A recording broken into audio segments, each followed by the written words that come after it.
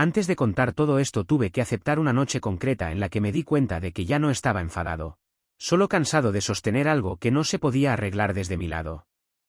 Esa calma rara, casi incómoda, fue lo que me empujó a hablar sin adornos y a tomar decisiones que no tenían marcha atrás. No fue valentía, fue la sensación muy clara de que seguir igual me estaba vaciando por dentro. No sé en qué momento exacto empezó todo, pero si tuviera que señalar un segundo concreto, diría que fue un martes a las 9:40, cuando me quedé solo en el salón con la luz amarilla encendida, el móvil boca abajo sobre la mesa y esa sensación rara en el pecho que no es dolor pero tampoco es calma. Es como si algo dentro de ti estuviera carraspeando para llamar tu atención y tú decidieras ignorarlo porque tienes una vida, un matrimonio, una rutina que se supone que funciona. Me llamo Javier, tengo 39 años. Vivo en Alcalá de Henares y hasta hace poco habría jurado que mi mayor problema era decidir si cambiaba de coche o aguantaba otro año más con el mismo, así de simple creía que era todo. Llevaba 11 años casado con Laura, 9 de convivencia real. Y siempre decía lo mismo cuando alguien me preguntaba por nosotros, que no éramos perfectos pero éramos sólidos. De esos matrimonios que no hacen ruido, que no se exhiben ni se esconden, que funcionan porque sí, porque hay confianza, porque hay costumbre y porque hay una especie de pacto silencioso de no hacerse daño innecesariamente. Laura trabajaba en una gestoría en el centro, yo era técnico de mantenimiento en una empresa de ascensores. Horarios normales, fines de semana tranquilos, alguna cena con amigos los viernes, domingos de familia. Nada extraordinario, y precisamente por eso me sentía cómodo. Como si la vida hubiera entrado en una fase estable que no necesitaba demasiadas preguntas. Lo que pasa es que la comodidad, cuando te relaja demasiado, también te vuelve un poco ciego. Y eso lo he aprendido tarde. Durante semanas, quizá meses, hubo detalles que no encajaban del todo. Pero yo los iba archivando en esa carpeta mental donde metes todo lo que no quieres mirar de frente. Porque mirarlo implicaría aceptar que algo se mueve bajo tus pies.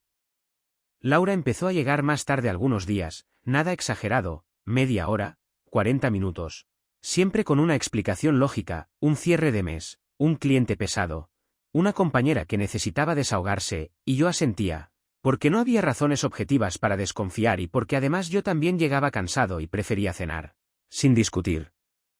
También estaba el móvil, que siempre había sido algo compartido sin necesidad de acuerdos explícitos, pero que de repente se convirtió en un objeto casi íntimo, siempre boca abajo, siempre en silencio, siempre acompañándola incluso cuando iba a otra habitación, y sí, suena atópico, lo sé, pero cuando lo vives no se siente como un cliché sino como una pequeña incomodidad que no sabes cómo verbalizar, sin parecer paranoico. Me decía a mí mismo que estaba exagerando, que era normal, que todos tenemos derecho a nuestra parcela privada, que no podía ser ese tipo de marido controlador que empieza a ver fantasmas donde no los hay. Lo curioso es que, al mismo tiempo, Laura estaba más cariñosa en gestos pequeños, un beso al salir, una mano en el hombro cuando pasaba por detrás de mí, comentarios amables que antes no hacía tanto, como si estuviera intentando equilibrar algo, aunque en ese momento yo no lo interpretaba así. Lo veía como una buena señal, como una etapa más dulce dentro de la relación. Y me aferré a eso con la tranquilidad del que prefiere una explicación cómoda antes que una verdad incómoda. Mis amigos siempre decían que yo era demasiado tranquilo, que me tomaba todo con calma, que parecía que nada me alteraba, y quizá tenían razón, porque incluso cuando notaba ese run interno, esa sensación de que algo no iba del todo bien, lo gestionaba con silencio, con rutina, con normalidad forzada. Seguía levantándome a las 7, desayunando lo mismo, cogiendo el coche a la misma hora, volviendo a casa pensando en la cena, en una serie, en cualquier cosa que no fuera ese pequeño nudo que empezaba a instalarse sin pedir permiso. Hubo una noche, recuerdo bien la fecha porque al día siguiente era festivo, el 12 de octubre, en la que Laura salió a cenar con gente del trabajo, algo que no era habitual pero tampoco inaudito. Y yo me quedé en casa, viendo un partido sin demasiado interés, y cuando dieron las 11 y no había vuelto, sentí ese pinchazo más fuerte, no de celos, sino de extrañeza. Como cuando llegas a casa y un mueble no está exactamente en el sitio de siempre, no sabes por qué, pero lo notas.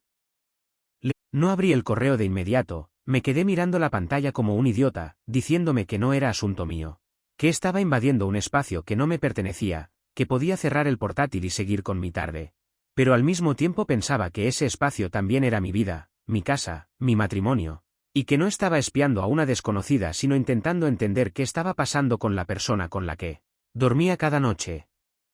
Abrí el mensaje y lo que encontré no fue una confesión explícita ni nada escandaloso, fue peor. Porque era cotidiano, cercano, escrito con una naturalidad que solo se tiene cuando hay confianza, cuando hay repetición, cuando hay algo que se ha normalizado, frases como, me quedé pensando en lo de ayer todo el día o, la próxima vez podríamos vernos con más calma. Y aunque no mencionaba nada físico de forma directa, el tono era claro. Demasiado claro para ser un simple intercambio profesional, y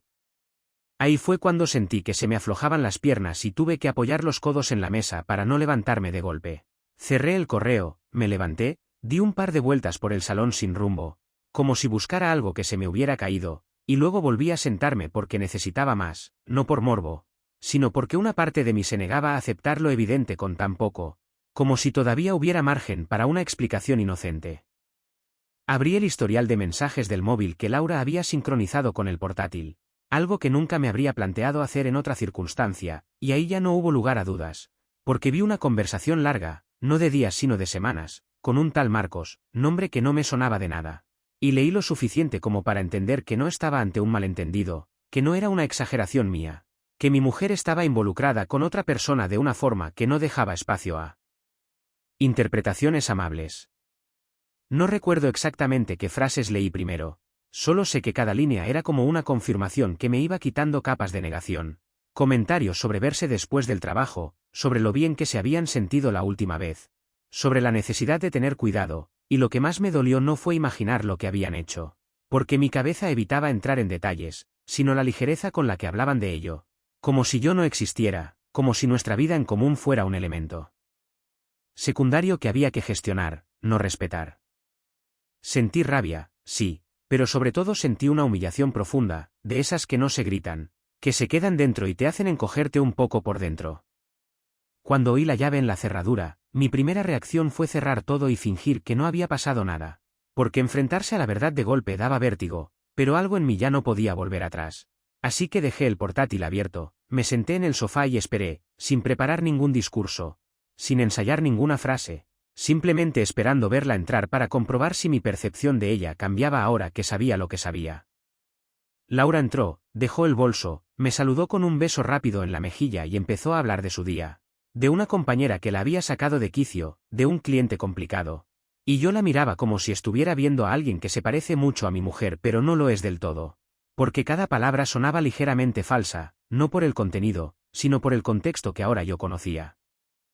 No la interrumpí de inmediato, la dejé hablar un par de minutos, escuchando con una atención extraña, casi clínica, hasta que en un momento se dio cuenta de que yo no respondía como siempre y me preguntó si me pasaba algo. Y fue entonces cuando le señalé el portátil sin levantar la voz, sin dramatizar, simplemente diciendo su nombre, Laura, de una forma que hizo que se le tensaran los hombros de inmediato. Ella miró la pantalla, entendió al instante, y hubo un segundo largo, incómodo, en el que ninguno de los dos dijo nada. Un silencio espeso en el que yo sentía mi pulso en las sienes y ella respiraba de forma irregular, como si estuviera buscando una salida que no existía. No es lo que parece, dijo al final, y esa frase, que yo había oído 1000 veces en historias ajenas, me cayó como una losa, no porque no la esperara, sino porque sonó automática, poco pensada, como si la tuviera preparada desde hacía tiempo. Le pedí que se sentara, no como una orden, sino como una necesidad mía de que aquello no se convirtiera en una escena de gritos de pie, y ella obedeció, nerviosa, cruzando y descruzando las manos mientras yo intentaba mantener la calma suficiente como para no decir cosas de las que luego me arrepintiera. Le pregunté quién era Marcos, cómo lo había conocido, cuánto tiempo llevaba aquello, y aunque al principio intentó minimizarlo, hablar de confusión, de un momento raro, de sentirse escuchada, poco a poco fue soltando datos que encajaban demasiado bien con mis sospechas previas, las llegadas tarde, el móvil siempre en silencio, la distancia emocional, y cada respuesta confirmaba que no estaba ante un desliz aislado sino ante algo sostenido en el tiempo. Cuando le pregunté si había habido algo físico, bajó la mirada y asintió muy despacio. Y ese gesto fue suficiente para que algo se rompiera de forma definitiva dentro de mí, no de manera ruidosa, sino como cuando sabes que una decisión ya está tomada aunque todavía no sepas cuál será el siguiente paso. No grité, no lancé nada, no me levanté de golpe, simplemente sentí una mezcla de frío y calor que me recorría el cuerpo mientras ella seguía hablando, explicándose, justificándose, y yo apenas la escuchaba ya, porque mi cabeza estaba ocupada recolocando recuerdos, reinterpretando escenas pasadas bajo una luz nueva que las hacía más dolorosas. Pensé en todas las veces que confié sin preguntar, en todas las veces que preferí no ver. Y por primera vez entendí que la traición no empieza en el acto final, sino mucho antes, cuando alguien decide dejar de ser honesto y el otro sigue creyendo que todo está bien. Cuando terminó de hablar, me quedé callado durante un buen rato, mirando al suelo, intentando asimilar no solo lo que había pasado, sino lo que eso decía de nosotros, de mí, de la vida que creía tener, y aunque sabía que lo peor aún estaba por venir. En ese momento lo único claro era que ya no había vuelta atrás, que algo esencial se había roto y que, pasara lo que pasara después, nada volvería a ser como antes. La confrontación real no ocurrió esa tarde en el salón, porque aquello fue solo el inicio. Una especie de prólogo torpe donde todavía había demasiadas palabras sin decir y demasiadas cosas retenidas, por miedo a lo que pudiera pasar si se decían en voz alta. La verdadera explosión llegó 2 días después, un sábado por la noche, cuando llevábamos 48 horas conviviendo en un estado extraño, como dos desconocidos que se reconocen pero no se entienden, compartiendo el mismo espacio con frases mínimas y miradas que evitaban cruzarse más de lo necesario.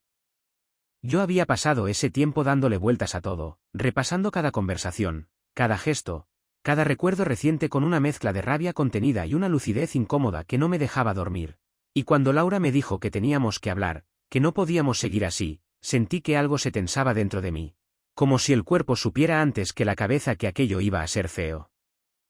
Nos sentamos en la cocina, porque el salón se había convertido en territorio contaminado, y ella empezó con un tono que pretendía ser calmado, hablando de errores, de confusión, de una etapa rara en su vida, utilizando palabras que sonaban bien colocadas pero vacías, como si las hubiera ensayado frente al espejo, y yo la dejé hablar durante un rato, no porque estuviera de acuerdo, sino porque necesitaba escuchar hasta dónde estaba dispuesta a llegar con su relato.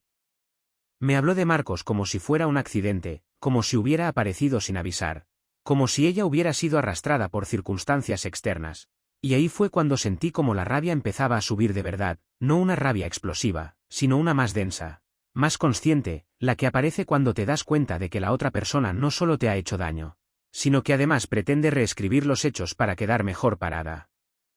La interrumpí por primera vez cuando dijo que no había querido hacerme daño, y lo hice alzando la voz más de lo que pretendía, preguntándole cómo se supone que se traiciona a alguien durante meses sin querer hacerle daño, cómo se miente a diario, cómo se ocultan mensajes, encuentros y decisiones sin asumir que el daño es parte del proceso.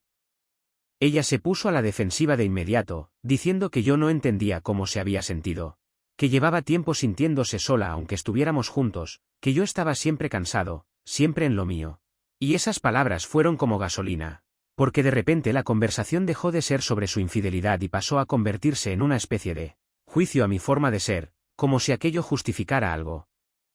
Me levanté de la silla de golpe, no para irme, sino porque ya no podía seguir sentado escuchando cómo me colocaba parte de la culpa en algo que yo no había decidido. Y di un par de pasos por la cocina mientras le decía que si se sentía sola podía haber hablado. Podía haber pedido ayuda, podía haber tomado 100 caminos distintos antes de acostarse con otra persona, y que no aceptaba que utilizara mi carácter tranquilo como excusa para su falta de honestidad.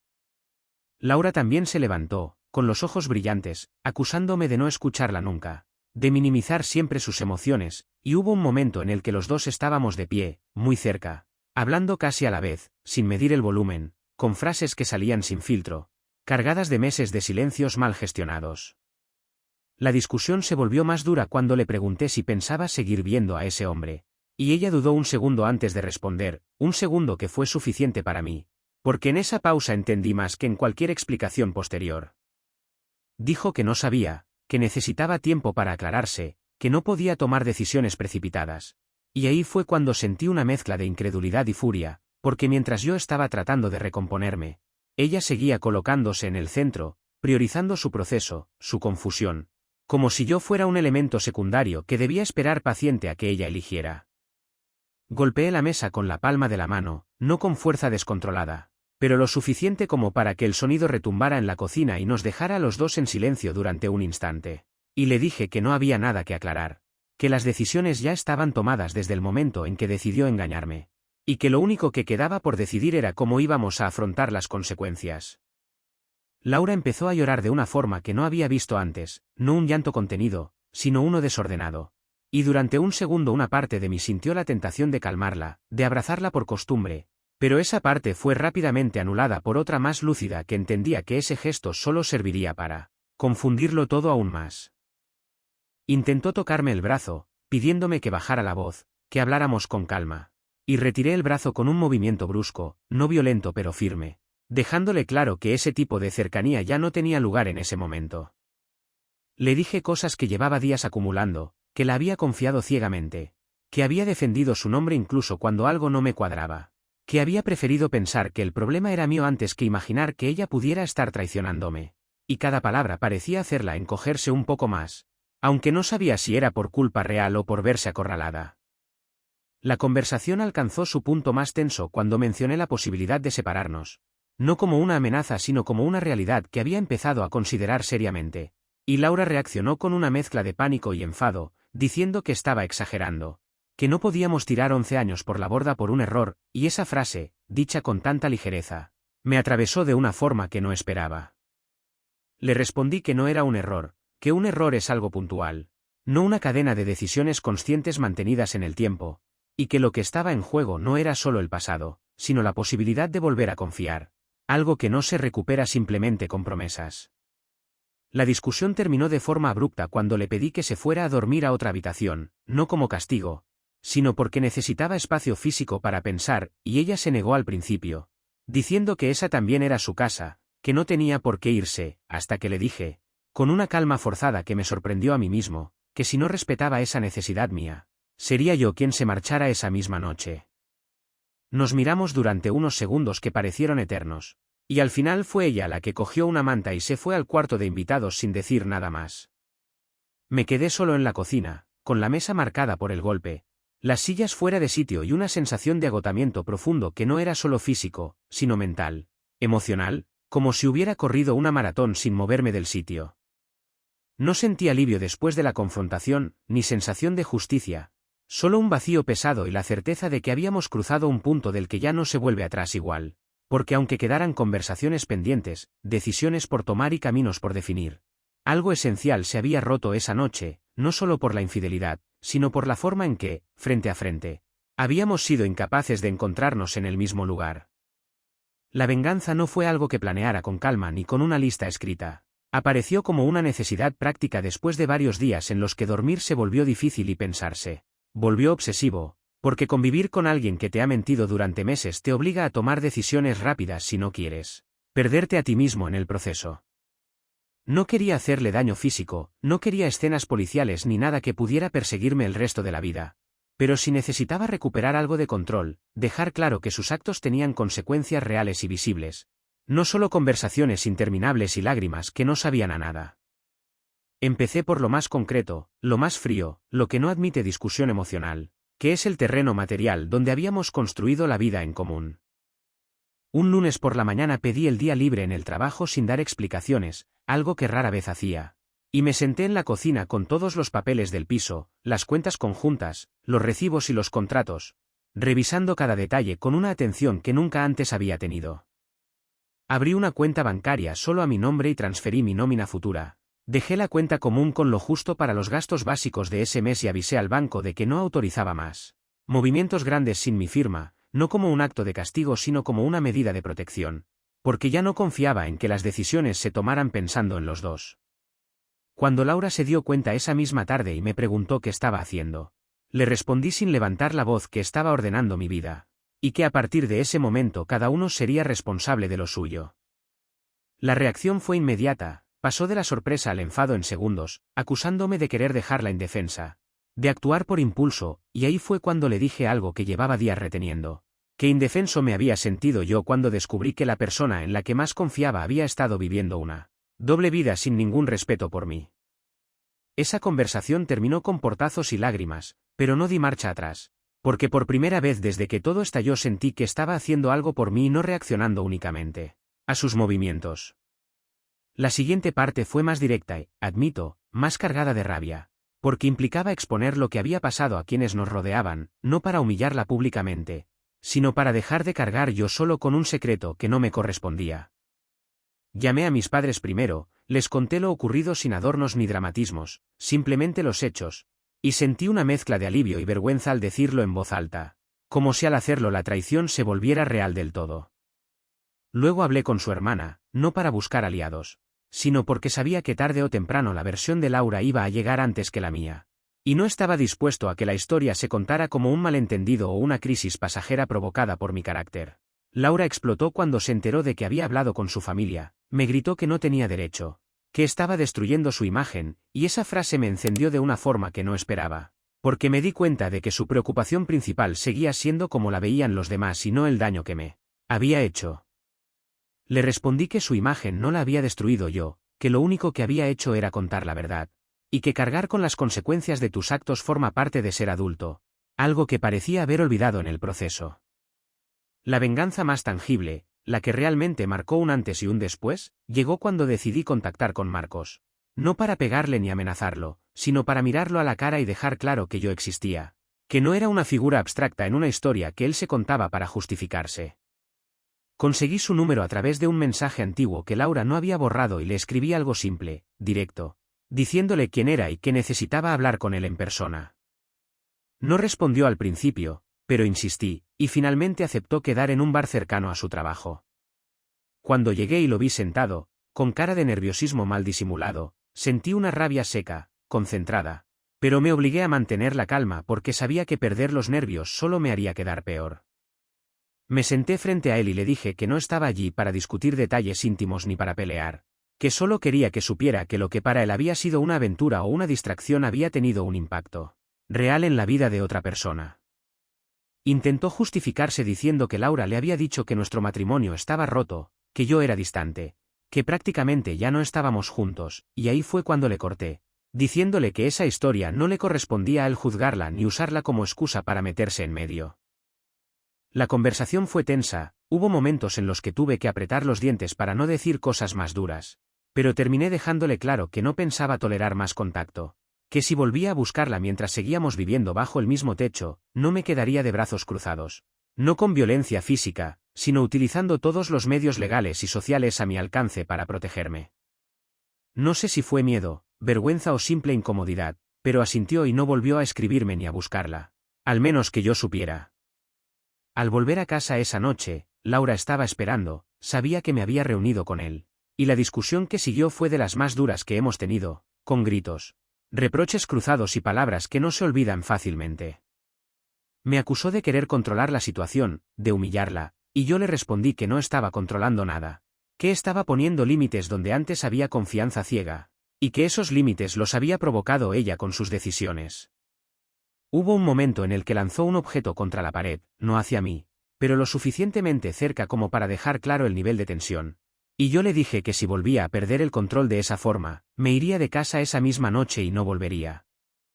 Esa fue la última vez que alzó la voz de esa manera, porque algo en mi actitud, en no retroceder, en no ceder por cansancio, cambió la dinámica.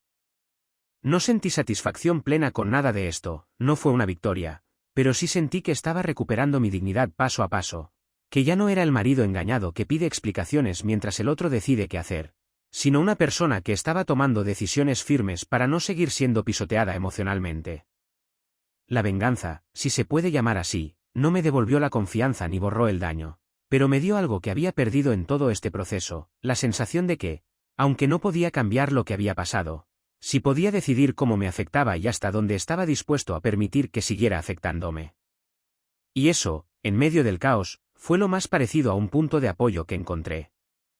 La última conversación no fue planeada como algo solemne ni definitiva desde el principio. Ocurrió una noche de jueves casi al final del mes, cuando ya habíamos pasado por tantas discusiones, silencios incómodos y decisiones prácticas que el cansancio había sustituido a la rabia más intensa. Yo estaba sentado en el salón, con las luces bajas y la televisión apagada, no porque estuviera buscando dramatismo, sino porque ya no tenía energía para distracciones. Y Laura apareció desde el pasillo con una expresión distinta, menos defensiva, más contenida, como alguien que sabe que no queda mucho margen para esquivar lo inevitable. Se sentó frente a mí, no demasiado cerca, y durante unos segundos ninguno de los dos habló, porque a esas alturas el silencio ya no era una amenaza sino una señal de que ambos sabíamos que estábamos llegando al final de algo, aunque todavía no supiéramos exactamente cómo iba a cerrarse. Fue ella quien empezó, diciendo que no podía seguir viviendo así, que la tensión constante la estaba superando, y que necesitaba saber qué iba a pasar con nosotros, no dentro de un año, sino ahora. Y mientras la escuchaba me di cuenta de que mi reacción interna ya no era la de las primeras semanas. No había ese nudo en el estómago ni ese impulso de discutir cada frase, solo una tristeza pesada, más limpia, que no pedía gritos sino claridad. Le dije que yo tampoco podía seguir en ese limbo, que intentar recomponer algo sin confianza real estaba siendo más destructivo que asumir una ruptura, y que aunque me había dolido como no imaginaba posible, ya no estaba dispuesto a sacrificarme emocionalmente para sostener una relación que había dejado de ser segura para mí. Laura intentó explicar de nuevo cómo se había sentido, habló de culpa, de vergüenza, de miedo a quedarse sola, y por primera vez no lo hizo desde la justificación sino desde una especie de aceptación, reconociendo que había tomado malas decisiones y que no podía deshacerlas. Yo la escuché sin interrumpir, no porque de repente todo me pareciera razonable, sino porque ya no necesitaba discutir los hechos, ya estaban claros, y discutirlos otra vez no iba a cambiar nada.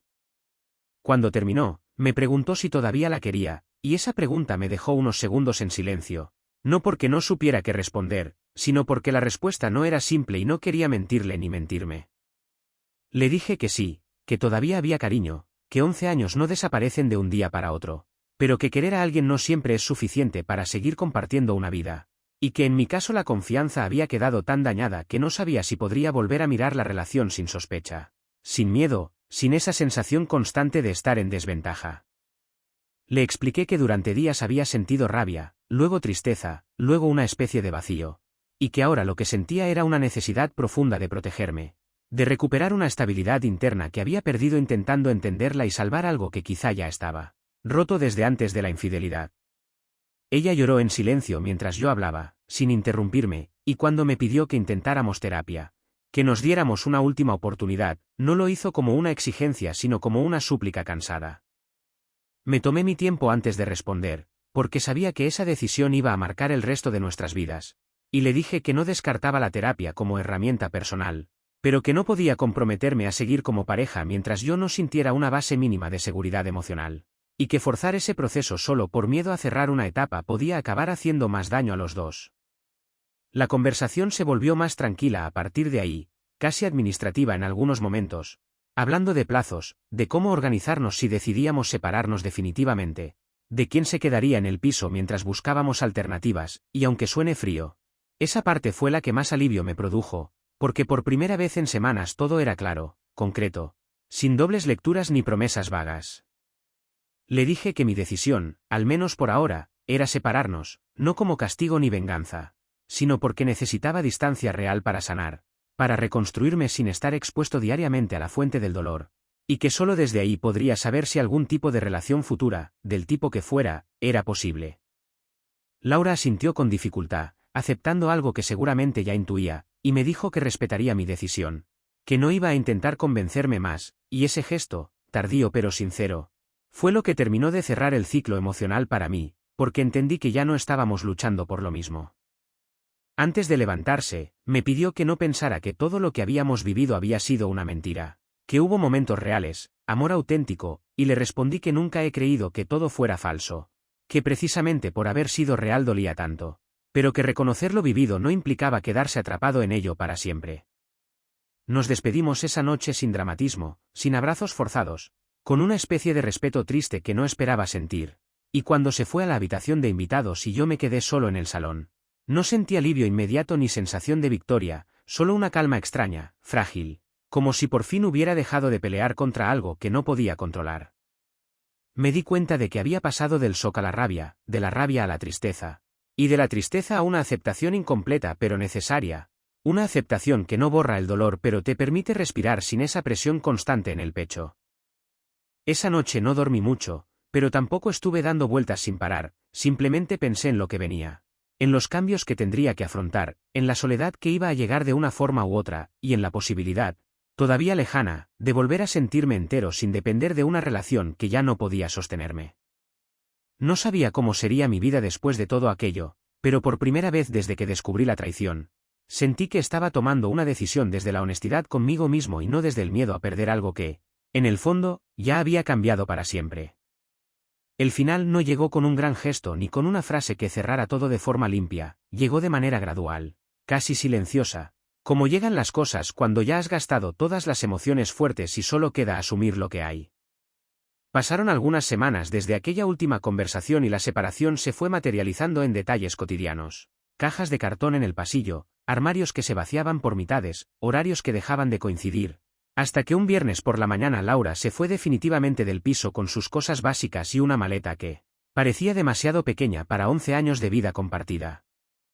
Nos despedimos con educación, sin lágrimas ni reproches, y cuando la puerta se cerró sentí algo parecido al cansancio después de una enfermedad larga, no alivio total, pero sí la sensación de que lo peor ya había pasado. Los primeros días solo fueron raros, no tristes de forma constante, sino extraños, porque el silencio de la casa ya no estaba cargado de tensión, pero tampoco era cómodo. Era un silencio nuevo que tenía que aprender a habitar. Me sorprendí haciendo cosas pequeñas como dejar una taza de más sobre la mesa o encender la televisión por costumbre a la hora en que solíamos verla juntos, y esas rutinas automáticas eran las que más me recordaban que algo había cambiado de verdad. No hubo grandes ataques de llanto ni escenas dramáticas, hubo momentos puntuales de bajón, sobre todo por la noche, cuando el día se acababa y no quedaba nada que hacer más que pensar. Pero incluso esos momentos tenían una cualidad distinta, menos desesperada, más honesta. Empecé a hablar más con amigos, no para contar cada detalle, sino para no aislarme, para no convertirme en alguien que vive encerrado en su propia versión de los hechos. Algunos reaccionaron con indignación en mi nombre, otros con torpeza, sin saber qué decir, pero casi todos coincidieron en algo que al principio me molestaba escuchar, que había hecho lo correcto para mí aunque doliera. Con el tiempo entendí que no lo decían para consolarme, sino porque desde fuera se veía más claro lo que dentro del conflicto cuesta aceptar, que mantenerse en una relación rota por miedo a empezar de nuevo no es valentía, es solo aplazamiento del dolor.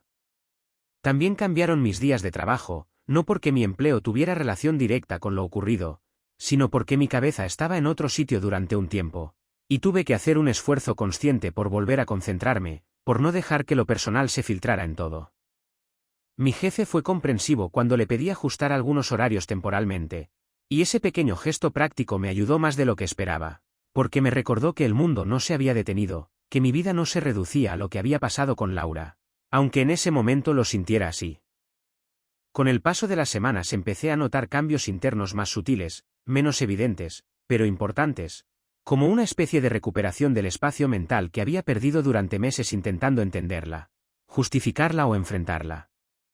Dejé de repasar conversaciones antiguas buscando señales, dejé de imaginar escenarios alternativos en los que todo se resolvía de otra manera, y poco a poco fui aceptando que no había una versión ideal de los hechos en la que todos salieran ilesos. Lo que había pasado era lo que había pasado, sin adornos, sin lecciones universales, solo una experiencia concreta que me había atravesado y que ahora formaba parte de mí.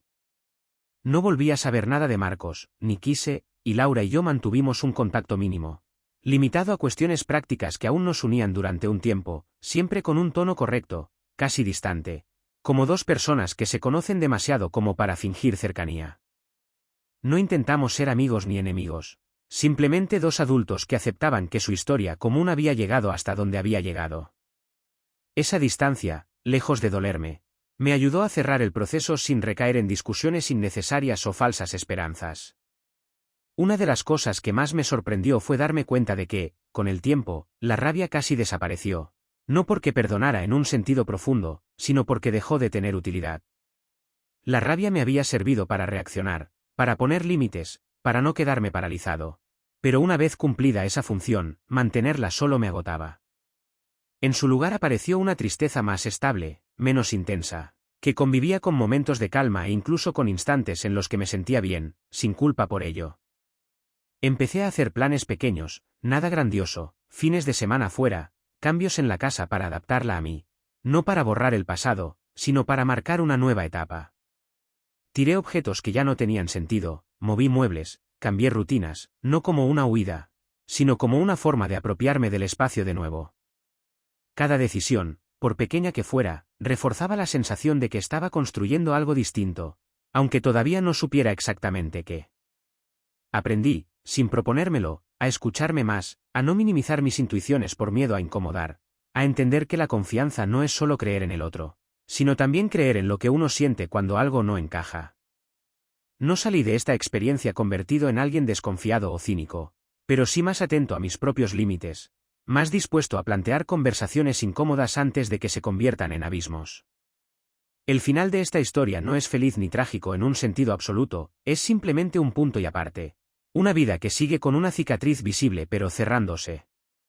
No sé qué será de Laura dentro de unos años ni qué lugar ocupará esta experiencia en su memoria. Y tampoco me obsesiona saberlo, porque ahora mi foco está en otra cosa, en reconstruirme sin prisas, en aprender a estar solo sin sentirme incompleto, en abrirme de nuevo al mundo cuando tenga sentido y no como una reacción.